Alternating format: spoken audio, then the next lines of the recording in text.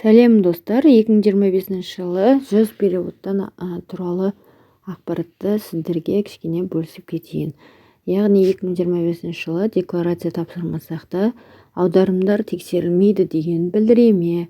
Өкінішке орай олай емес.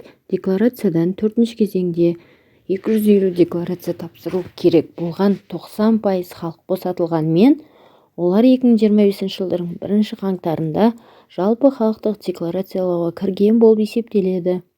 Сәйкесінше олардың банктік шоттары арқылы жүргізілген операциялар бойынша ақпарат салық басқармасына беріледі. Критерийлер: бірінші, 3 ай қатарынан 100 әртүрлі адамнан аударымдардың келіп түсуі.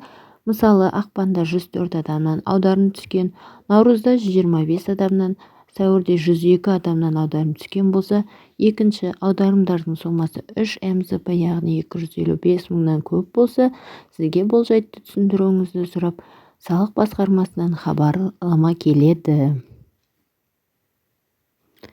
Бұл жерде маңызды 2 шарт бірге орындалу керек.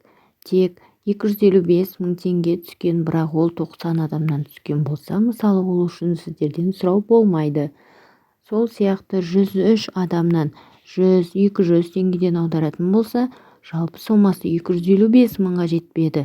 Сәйкесінше тағы да сұрақ жоқ сізге.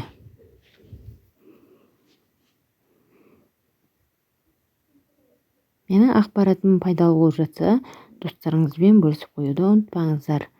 Енді бізге не істеу керек?